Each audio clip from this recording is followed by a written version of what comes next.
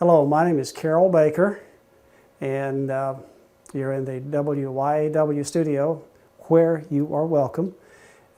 This radio station is in the Savannah First Seventh-day Adventist Church, and this radio station belongs to the Lord. It's here for His honor and glory. We're here as volunteers, and that's what we do. Is we hope that this radio station wins many souls to Jesus Christ.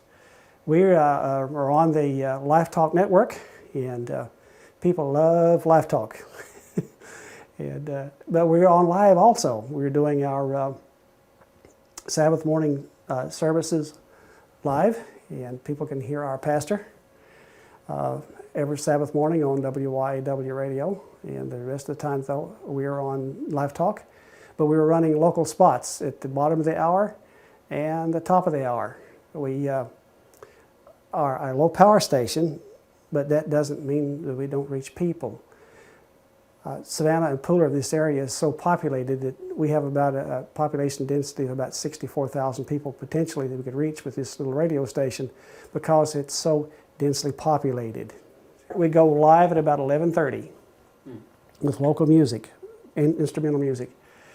And we know, since we're playing instrumental music, that when our church service starts, it's easy to fade down the instrumental and go into the sermon. Okay, So, that's the trick. that's the way we do it. So that way we have leeway on when the sermon starts because we go local at 11:30. If we were doing an interview, you would have a microphone and I'd have a microphone. So we could be either on the air live or we could record it for later.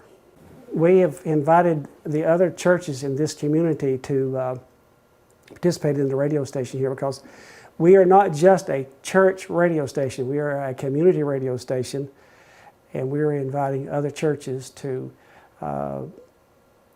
come in and do spots for us, do spots if they have something special like a Christmas program or a special singing or other church news. We're glad to run those announcements for the other churches, of course other organizations in the city here. Programming works with a computer. We're using computer automation. So the computer runs it when we're not here. The computer knows when to do the commercials, in this case public service announcements. The network gives us cue tones when we can do something, but the computer does all the run of the radio station when we're not here. We can go live, or we can let the computer do it. First of all, you need to have someone who can submit the paperwork to the FCC for you, and that's the first step. It took us 5 years to get this radio station. You got to want to do it, and you got to be diligent. We are fortunate to have a license that allows us to broadcast 24/7, and which is we're on the air 24/7. So this is a Christian witness in the community, 24 hours a day, 7 days a week. We know that people in the community are listening. We've had one person join the church because of the radio, and we've had people come by here wanting to buy radio time, but we don't sell radio time, so we know they're listening. So we have been getting feedback from the community. So we do know we have a listening audience. We're slowly building a listening audience. Well, I guess that's one thing we haven't said is how long have you been around? Well, we haven't been around very long. We came on the air the first day of February, Groundhog Day, as a matter of fact.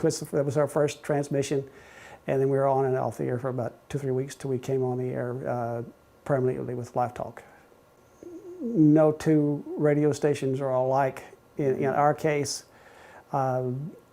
we have about a total of about $45,000 invested in the radio for equipment, and a lot of that had to go into getting permits. But I did all the work. I'm a retired electronics engineer, so I did all the work. I didn't have to bring in anybody from the outside.